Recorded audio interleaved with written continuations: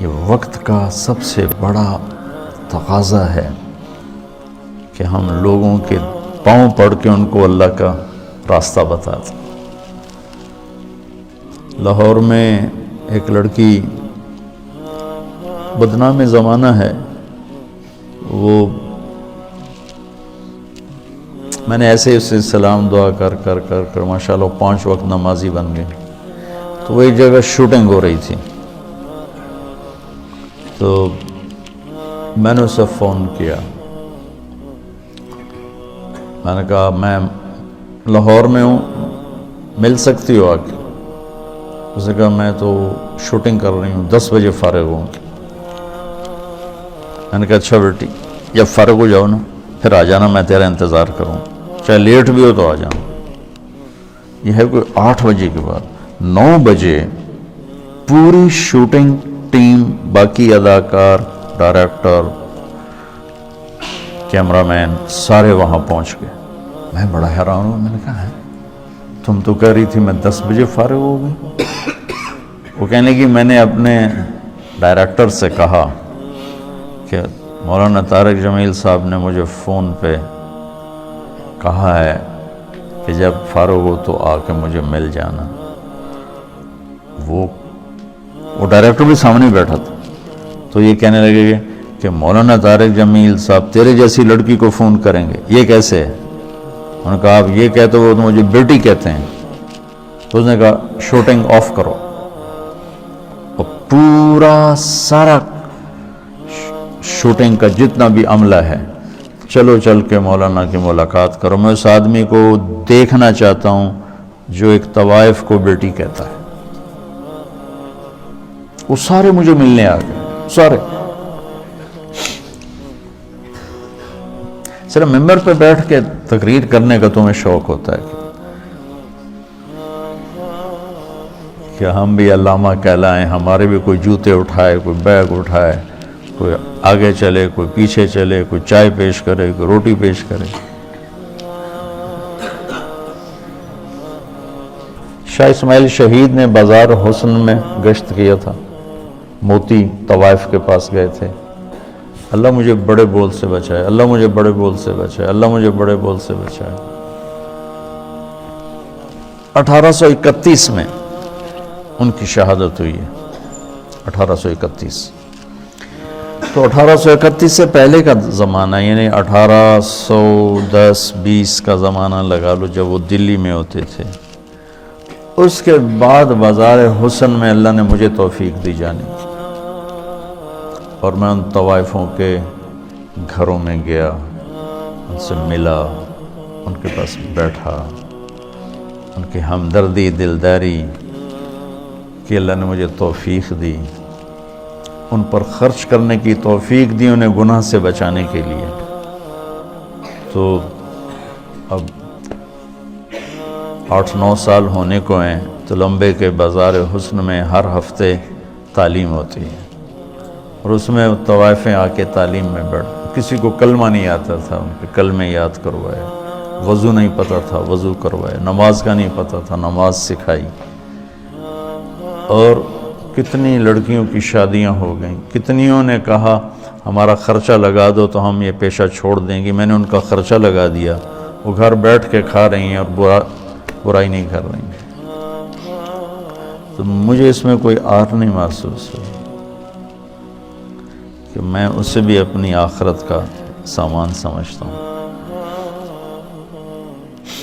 اور میں نے ان کی نائکوں سے کہا ہوا ہے کہ جو اپنی بیٹی کی شادی کرے گی میں سارا خرچہ دوں گا.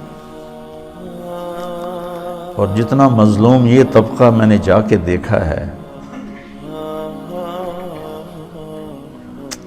بہت مظلوم طبقہ ہے، بہت مظلوم طبقہ. مرد کی ہوس پوری ہوتی ہے اور لڑکی کے ماتھے پہ طوائف کا داغ لگ جاتا ہے. اور وہ اسی طرح سیٹھ صاحب بھی ہوتا ہے، چودھری صاحب بھی ہوتا ہے، میاں صاحب بھی ہوتا ہے، سردار صاحب بھی ہوتا ہے، مہر صاحب بھی ہوتا ہے. وہ اسی طرح ہوتا ہے.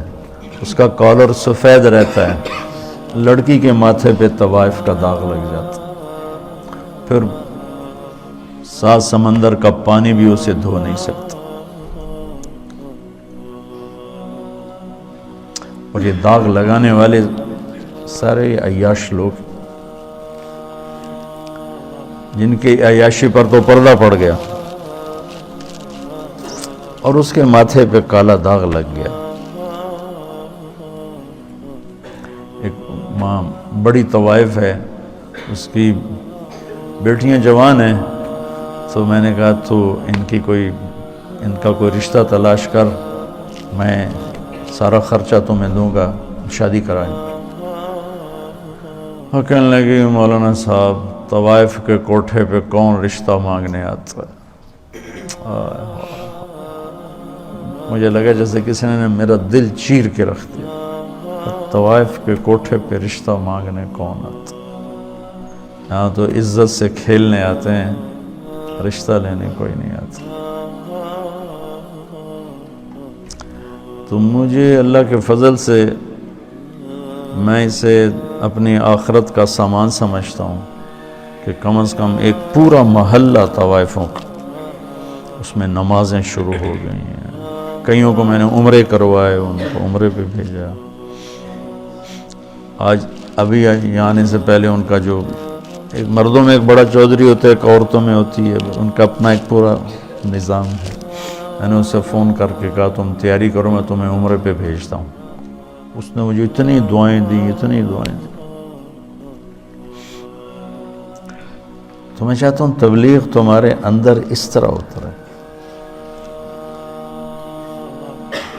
میری تمنا ہے کہ اللہ آپ کے اندر تبلیغ زندہ کر دے.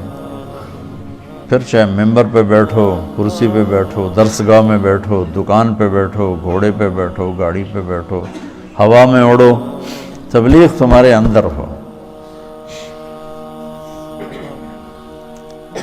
اللہ کا نبی تشریف فرماتے کہ طوائف کا گزر ہوا، یعنی میں پیچھے سے دلیل دے رہا ہوں. تو مدینے وہ کہنے لگے یہ کیسا نبی ہے جو اکیلے ہی روٹی کھاتا ہے، کسی کو بلاتا ہی نہیں. وہ تو آپ کو تکلیف دینا چاہتی تھی، تنگ کرنا چاہتی تھی. تو آپ فرماتے طوائف ہے، اس کو دھکے دے کے باہر نکالو. آپ نے فرمایا آ جاؤ، آ جا، بیٹھ جا. ساتھ بٹھا لیا.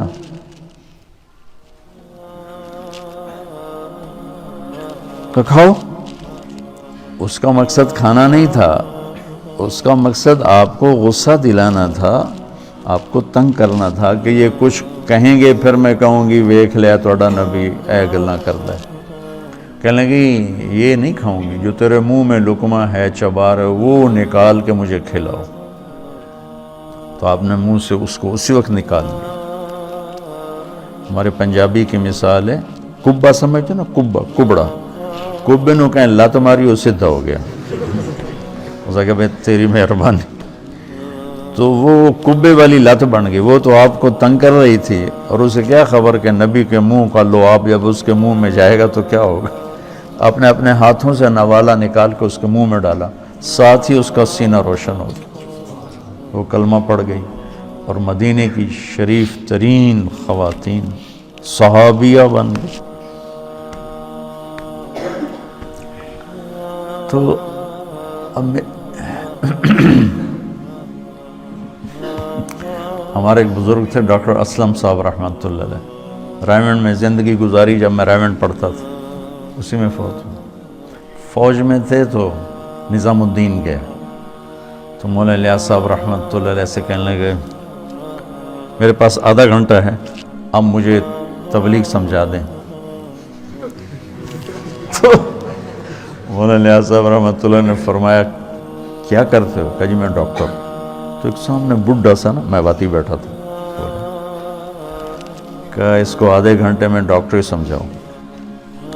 وہ کہنے لگے میں آدھے گھنٹے میں اس کو ڈاکٹری سمجھاؤں گا، اس ان پڑھ کو میری عمر گزر گئی، میں اس کو ڈاکٹری سمجھاؤں آدھے گھنٹے میں.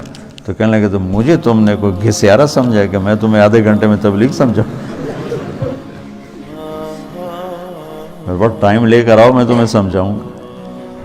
پھر وہ ایسا لگے کہ پھر ساری زندگی ان کی رائمنڈ میں گزر، ساری زندگی. بس مرض الموت میں بیمار ہو کے گھر گئے، وہیں انتقال ہو گیا ان کا.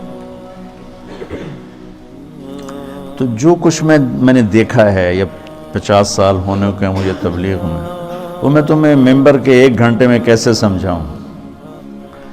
اس لیے تو میں مشورہ دیتا ہوں کہ جو کہوں وہ کر لیا کرو تو فائدہ ہوگا۔ ابھی صاحب رائے مت بنو، نقصان اٹھاؤ۔